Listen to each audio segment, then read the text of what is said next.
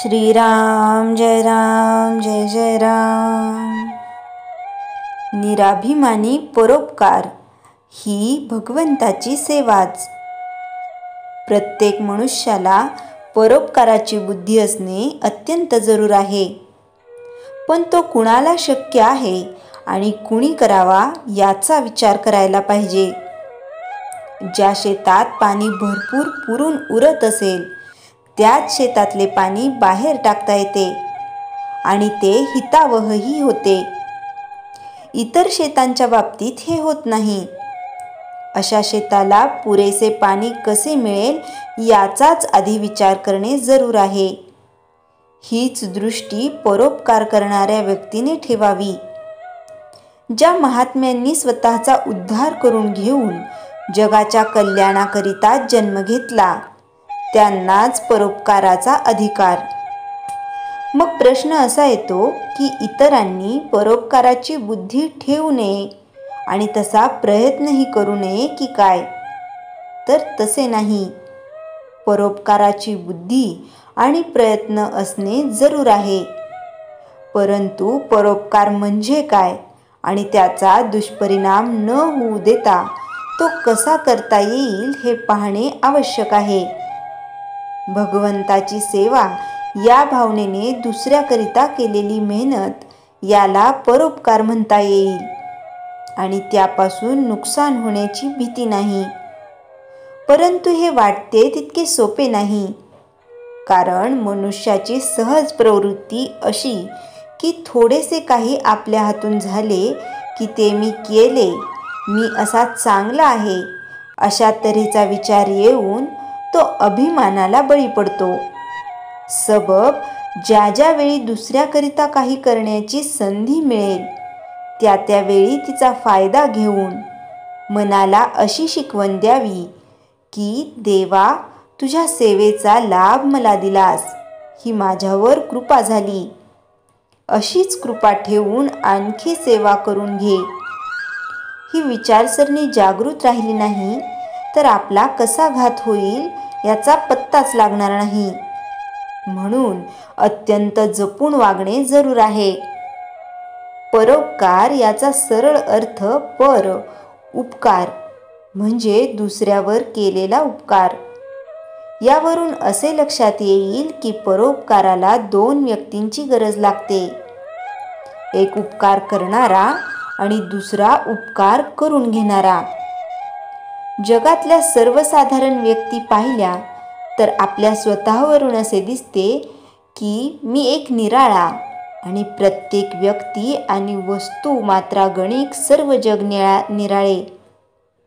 मनाच्या या ठेवणीमुळे जग आपल्या हातून दुसऱ्याचे कधी काळी एखादे काम होण्याचा योग आला तर मी दुसऱ्याचे काम केले ही जाणीव होऊन अहंकार झपाट्याने वाढू लागतो।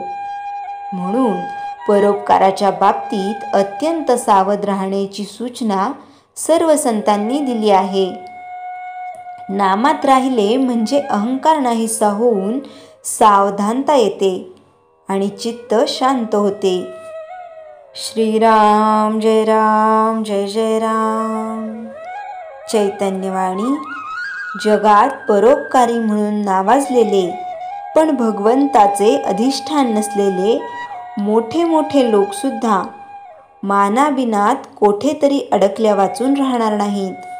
श्रीराम जय राम जय जय राम।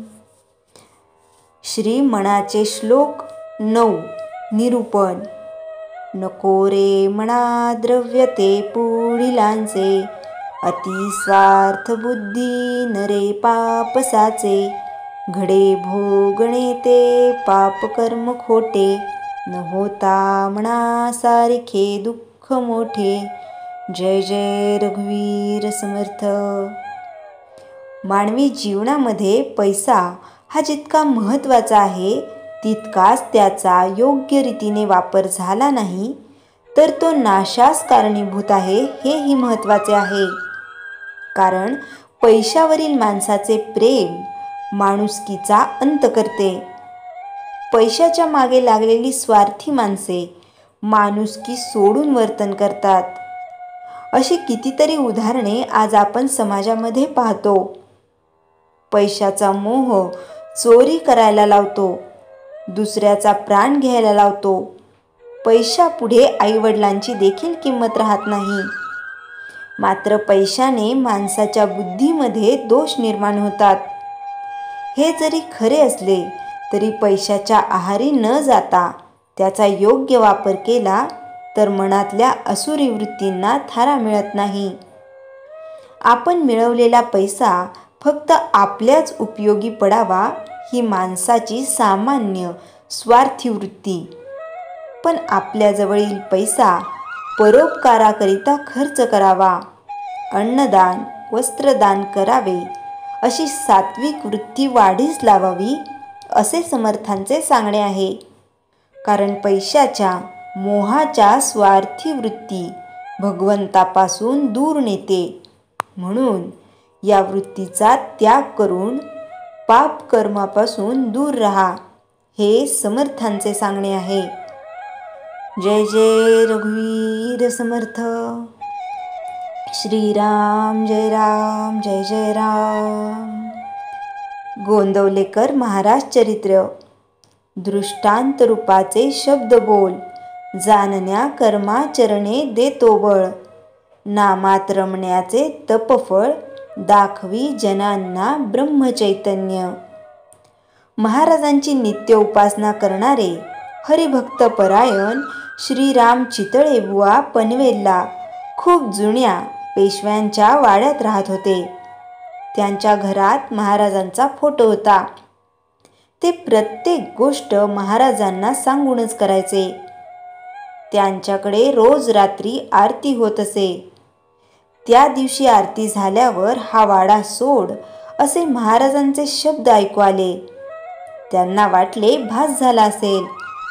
पण त्या दिवसांनंतर सतत 5-6 दिवस त्यांना तसेच ऐकायला येऊ लागले. त्यांनी ही गोष्ट वडिलांना सांगितली.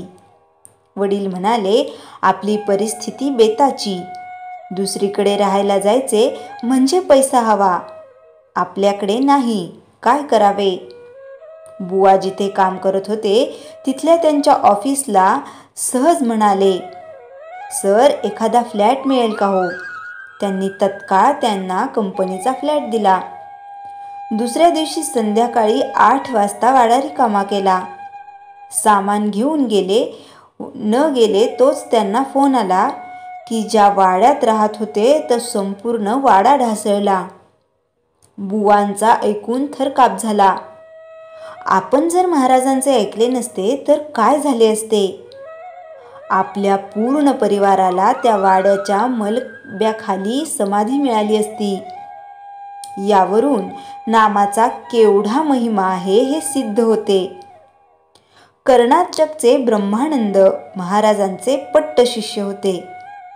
त्यांचा संस्कृतचा गाढा अभ्यास असून देखील महाराजांच्या सांगण्यानुसार ते फक्त नामच जपत असत. तसेच आनंदसागर हे जालन्याचे महाराजांचे शिष्य. त्यांनी तर नामालाच वाहून घेतले होते.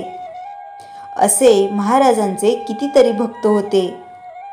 अनेकांच्या शंकांचे निरसन त्यांनी केले.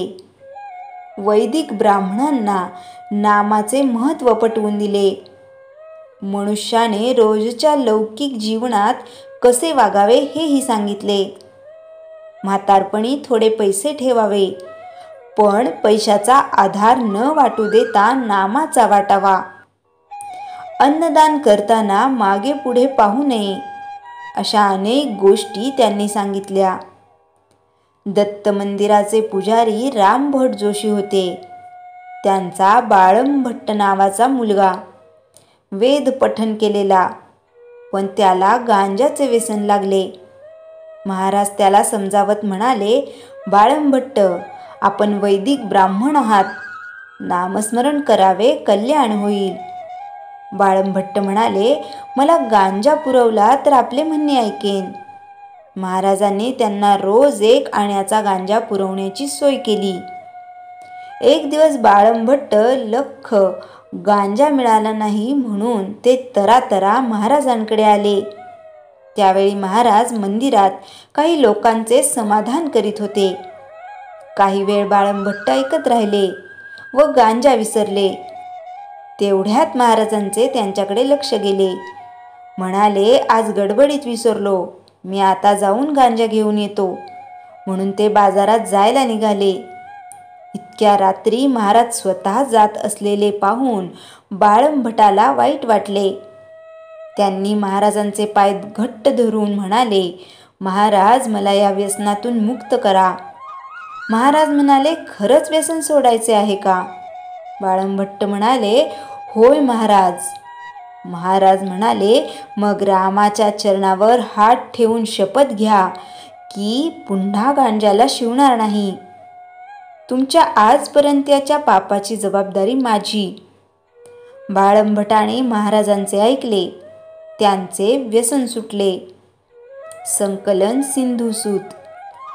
श्रीराम जय राम जय जय राम. जयाच्या जनी जन्मनामार्थ झाला, जयाने सदा वासनामात केला. जयाच्या मुखी सर्वदा नाम कीर्ती, नमस्कार तया ब्रह्मचैतन्यमूर्ती. श्रीराम जय जय राम. जानकी जीवन स्मरण जय जय राम.